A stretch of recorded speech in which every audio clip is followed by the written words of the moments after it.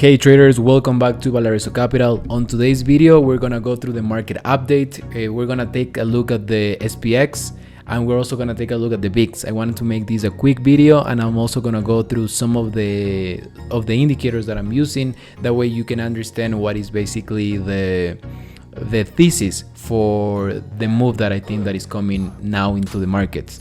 Remember guys that this video is just for informational purposes only and is not financial advice. Everything is just based on my opinion and is basically just a generation ideas. It's just for generating ideas for next week. Also, I'm gonna go through some of the trades that I currently have on, and I'm also gonna explain my recent decision, as I was explaining on the last video from last week, of focusing just on trading the SPX. I'm also starting to trade futures. I'm using the micro mini futures of the ES, and then of course trading the SPXL as well if I want to get into some of the stock related to the S&P 500. I have found that is a really easy way to trade the market, just focusing on one chart, and I really believe on the power of focus. So if you're just focusing on literally one chart, you're gonna be able to catch a lot of moves, even if you're in chop, because it's gonna be easier for you to get the feeling of the market when you're just watching at one thing. And I think that the S&P 500 is a great representation of the market. So now that we understand that, let's just get directly into the charts right here. Let me just get my drawing tools so that we can start looking at what is going on with the SPX. So let me see. There we go. So first of all, this is the layout that I'm using right now. So you can see that I have, let me get a different drawing. So you can see right here that I have my chart. This is going to be the price chart right here on the left.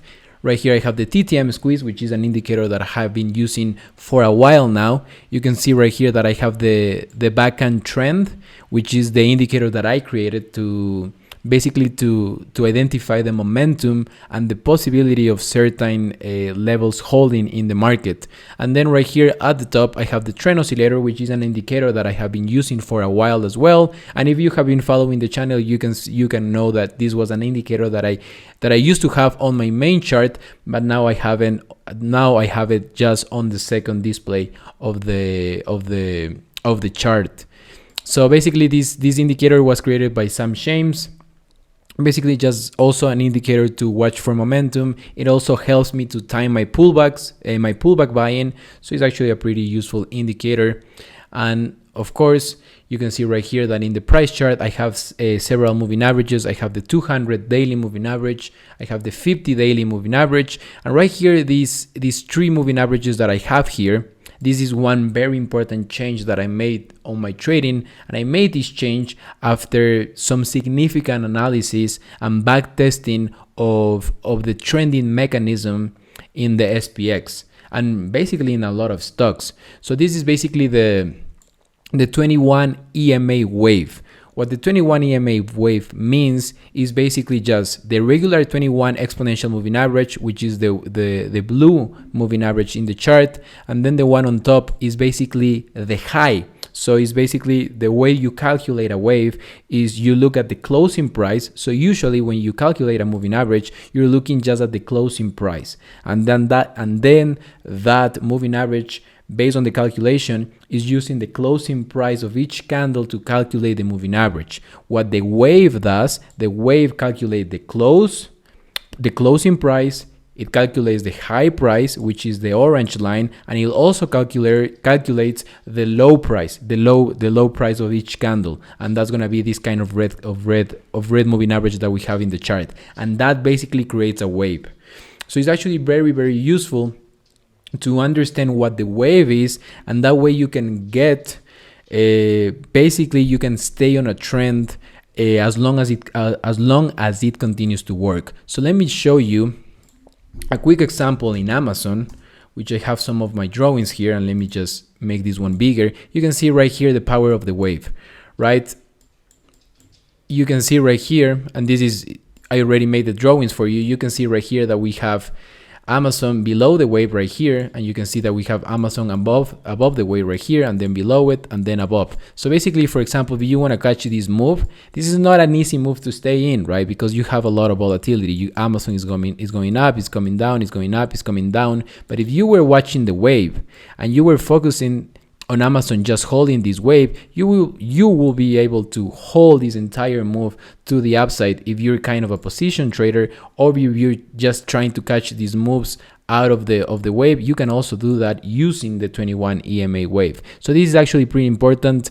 I know that I have mentioned the 8 exponential moving average, and I have mentioned the 30 daily moving average in my channel before, and I do think that those moving averages are very important, and you can use them. If you like them, you can continue to use them. But I made the change. I already made the change. I stopped using the 8 exponential. I stopped using the 30 daily moving average, and right now I'm just using the 21 exponential moving average wave, which is the one that you can see right here in the charts. And then I continue to use the 200 daily moving average, and I continue to use the 50 daily moving average. So those moving averages are staying in my charts. And then another change that I made, I'm using I was using bars. If you saw bars in some of the newest videos that I was doing, I was just trying to use a new layout. But I came back to the candles. I really like the hollow candles. And what I basically did, you can see right here that I have green hollow candles, and I also have red hollow candles. What I did is I coded the candles so that they change color when they basically change in comparison to the wave. So whenever we get a close above the wave, above the high of the wave, then you're going to have green candles. And as long as price continues to hold on a closing basis the low of the wave, you're going to continue to have green candles. So the candles are only going to change, and you can see the example right here, are only going to change when the price closes completely below the wave. And then price is not going to change until price, and then the color of the candle is not going to change until price closes completely above the wave. So it's a great way to stay in the trend. So for example, you can see right here that the color of the candle didn't change even though the price went above the wave, but it didn't close above it. And it's a great way to catch these moves to the downside. So it's actually a pretty amazing indicator. I created it myself. The 21 wave was inspired by another trader's wave. Her name is Reggie Horner. She uses the 34 EMA wave, and I basically am using that 21 EMA wave as well. And of course, I'm gonna make sure to make a video explaining the wave and the color candles and everything. And I'm probably gonna share the code so that if you have TradingView, you can use that indicator yourself as well. So let's just jump here into the charts. We're just going to take a look at the SPX and the VIX. I think that's everything that we need to know for next week. So let's make this a quick and great video. So first of all, here is the SPX.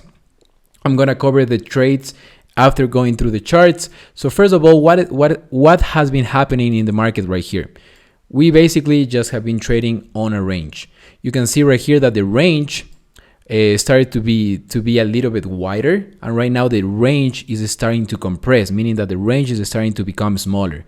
And the reality is that we have been basically stuck in a range between 4,100 and 4,150. You can basically see that this 50 point range has actually been a little bit annoying. However, the structure continues to be very, very bullish. And you can see right here the TTM squeeze. What is amazing about the TTM squeeze is that we came a little bit down, but we recovered. And you can see right now that the momentum in the TTM squeeze is going up, and that's actually pretty strong, and is a great indication of a market that doesn't want to go down and probably just want to go up. And if this squeeze happens to fire to the upside, we tend to see some really nice directional moves to the upside. You can see a couple of them right here. So the expectation is that next week we're probably gonna get out of this range. My bias is that we're gonna get out of this range to the upside. So you can see right here that I have a DTL, which is basically just kind of a trend line. You can see that we have been respecting this DTL pretty nicely, and my expectation is that if we happen to get above this supply level right here, which is somewhere around 4,150, I think that we're gonna be able to make a move all the way to 4,200. I think that that's gonna be the easy move. As you can see that we have a lot of supply around these levels.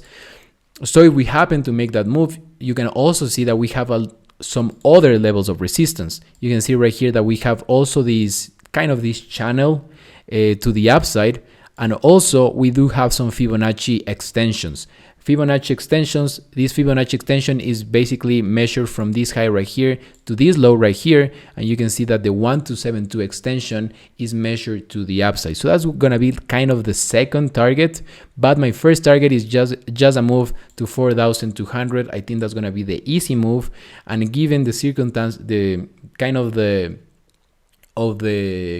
of the market, if we happen to get that pop like the one we have right here, it's probably better to grab a lot of the profits and then just wait for the next pullback into the wave, and then continue to look for more upside in this market. I do think that the ultimate target is going to be 4,300, but how we're going to get to 4,300, we're probably going to make a little bit, give back a little bit, make a little bit, give back a little bit. Most likely that's going to be the way that we do it. So I want to plan accordingly to how the market has been acting. Now, you can see that right here that I have a 0618 retracement. This retracement is also measured from this high to this low right here. So if you happen to study Fibonacci, you know that the 0618 is the golden ratio, and you can see that price has basically been stuck below that golden ratio. If we happen to close above it, I think that's going to be actually pretty strong, and I'm expecting the market to make a really nice move to the upside. Also, these lines, you can see these vertical lines in my chart. These are basically also Fibonacci, but this is Fibonacci timing. So the way Fibonacci timing works is you look at previous pullbacks or basically swings, and instead of projecting them by price, you project these by time.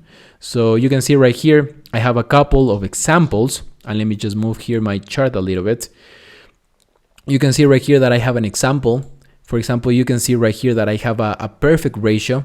You can see that this is the rally that preceded the decline, and you can see that this rally lasted for 3 days, and then we had a rally that lasted for 3 days, and then of course we had the continuation to the downside. You can also project the time using the Fibonacci ratios, and you can see right here that I have the 1618. This ratio right here, this pullback that we had right here was projected from the pullback that preceded the move to the upside, and you can see that that was basically the day that we came into that low, and then we started to see a little bit of movement to the upside. Now this projection right here that I have right now is projected from these 3 points right here. So I'm projecting this pullback that we had right here, and you can see that the timing is coming basically on Monday. So do that mean that we're gonna see a pullback on Monday, or do that means that we're probably gonna start moving to the upside in Monday? We will have to see, but it's important to understand that we have this level right here, and then the probability of a continuation to the upside starts to move in the favor of the bulls, in my opinion. So that's basically what I'm watching with the SPX, and let's take a quick look at the VIX so that we can understand what's happening here. So it's really important to take a look at the VIX, and the reason why I think that is really important to take a look at the VIX is because the VIX is directly connected with the S&P 500, basically directly connected with the SPX. So if my focus is on trading the SPX, then I also want to understand what the VIX is doing, because as you can see right here, the VIX is the volatility of the S&P 500. So it's directly connected, and we can see some very strong correlations between the price of the VIX and between the price of the SPX. So right now in the VIX, let me just zoom here into the TTM squeeze. You can see that the TTM squeeze is pointing to the downside, which is actually pretty bullish. And also, let me just go back to price. You can see right here that we have kind of the opposite in the VIX. You can see that the VIX right now, you can see the red candles meaning that the wave continues to act as resistance. And you can see right here that we're basically getting rejected at the 21 exponential moving average at the closing basis. And you can see these wicks confirm, basically serve as a confirmation that there is a seller somewhere around this 18 level, or a bunch of sellers. So basically, you can see right here that we have this trend line. The expectation is that this seller will continue to be in control of the volatility, and we're probably going to see a move all the way down to this extension and this level of supply. So we have a big level of supply somewhere around 14. And if we happen to see that move in the VIX to the downside, and if we happen to see that move to 4,200 in the SPX, I think that's going to be a really nice level to start taking profits in your bullish positions, whether you are bull in several stocks or if you're trading the SPX. So basically, in a summary, the VIX is looking bearish, the SPX is looking bullish, and the expectation for next week is gonna be waiting to see if we get some continuation to the upside in the SPX. Let's talk about a little bit about the trades that I have on, and we're just basically is the same setup for all of the trades, but these are kind of different ways to play a continuation to the upside. So the first trade that I have is I have actually a SPX put credit spread. So basically, a put credit spread just means that I'm selling puts, but I'm not selling those puts naked, meaning that I'm using protection. So what I did is I sold the 4,000, and let me see if I can get, what I did is I sold, and it's kind of difficult to write here, but basically what I did is I sold the 4,120 put. So meaning that I'm expecting the SPX to continue to trade above 4,120. And basically what I did, I cover myself with the 4,110 put. So this one, I'm short this one, and I bought this one. So this one serves as basically as protection if the market wants to go to the downside, and the difference between those two was 370. So that's the credit that I got, and basically I'm just expecting the market to continue to go to the upside, and that will cause the put that I sold to start losing value on the other one as well, and then I'm gonna be able to buy back this credit for basically for less of the price that I received. So if I happen to do that, then that is gonna be the profit that I get. So I'm gonna make sure to make more videos about what is actually a credit spread, what is a debit spread, and all those kind of funny stuff, because I think that the SPX offers some really nice opportunities to sell credit, especially since we have a lot of volatility. And timing, when you're selling credit, the time works on your favor, and that's actually a pretty great asset, especially when the market is range bound. So that's the first trade. Have a couple of bull puts there in the SPX, and then also right here in the ES, I am long some futures. So this one is more kind of a directional. So this is basically like being long stock, but I'm basically just long futures contracts. So what I did is I bought a couple of MES futures contracts, which are basically the micro mini ES future contracts, which are basically 1/10 of a normal contract. So the margin requirements are lower, and each point is basically $5 in the micro mini contracts. So the trade is exactly the same. I bought it basically somewhere around my average is 4,144.25, and then I have a stop right here somewhere below this support, below 4,100, and then I'm targeting a move to the upside a little bit above 4,200 for the ES futures contracts. And then finally, I do have a position in the SPXL as well. This one, I opened this position before buying the futures. In the future, going forward is what I meant. I'm probably just gonna be focusing on selling premium on the SPX, and then if I wanna get directional, I'm probably just gonna do it via futures contracts, because I think is a better way to do it. But currently, I do have some stock in the SPXL as well. The SPXL is the leverage 3x ETF for the S&P 500, and you can see that this is basically the same. You can see that here my entry wasn't as good, but it was between the range of that 21 exponential moving average wave. So this is actually not a bad entry, but it's not an ideal entry, because the ideal entry is as close to that middle exponential moving average as possible. You can see that here I have the calls. I'm gonna do my best to keep my stop. I don't have a hard stop for this one, but I'm gonna be watching for the price to continue to hold this low that we had on Friday.